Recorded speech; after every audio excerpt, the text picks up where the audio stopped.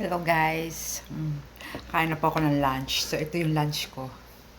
So diet po ako ngayon, kaya ito lang yung kakainin ko. No rice. Lahat to vegetables. So syempre, wala naman akong sawsawa. Hindi ako nakabili ng bago. Kaya sasuso ko na lang siya dito sa Samyang. So diet nga ako, wala akong hindi ako kakain ng rice kasi medyo tumaba na ako nito mga nakaraang araw. Kaya kailangan papayat na naman ako. Kabawasan ako ng mga 2 kilo, 3 kilo. So, naglaga ako ng okra. Bali, itong okra na to, bigay lang to sa akin ni Ate Lea. Kaya, in-steam ko siya. Tapos, may kasama siyang sitaw na in-steam ko din. Yan. Tapos, syempre, may kotso. Kasi ako mahilig talaga ako sa sili. Wag lang yung maanghang. Kasi pag maanghang, hindi ko kaya. So, try kong yung sili muna kakainin ko. Tuloy ko kung maanghang o hindi.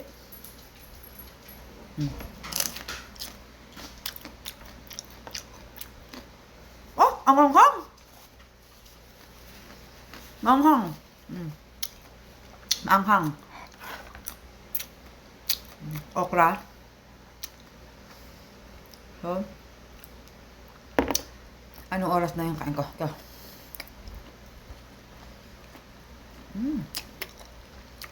Harap.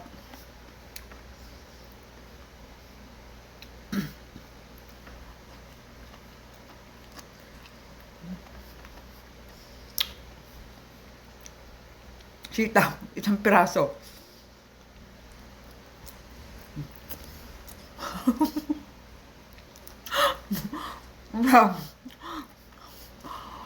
Parang niya ko itong kambing.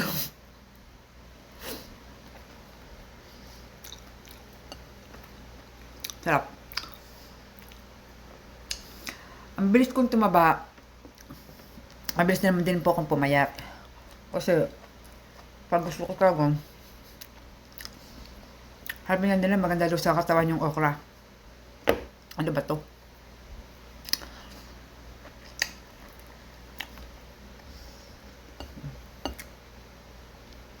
Gusto ko lang siya. Harap.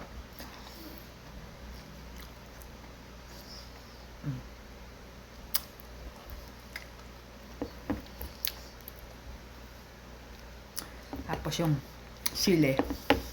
May nalpari.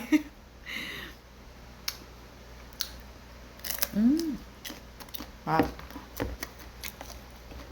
Mahaba pa. Manghang kaya to. Naman gusto ko, favorite ko talagang okra. Ang mga nagtatanong bakit daw ako pumapayak. Sabi ko, kung gusto niyo talagang pumayak, magsakripisyo, huwag talaga yung kumain ng gabi. Ngayon, anong oras na? Alas 2 na. Ito yung lunch ko, tsaka umagahan ko.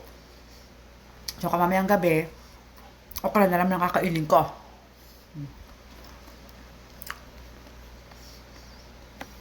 Sarap.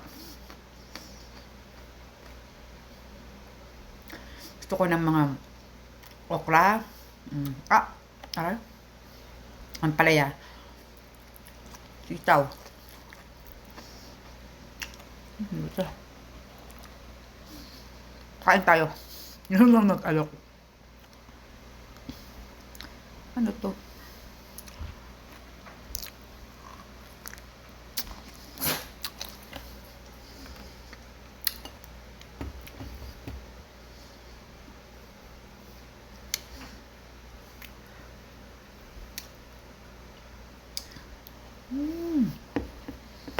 Sarap.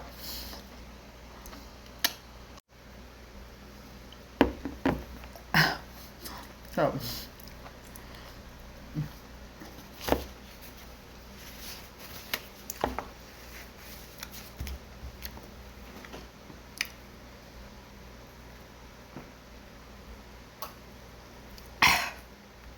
Busog na. Bye.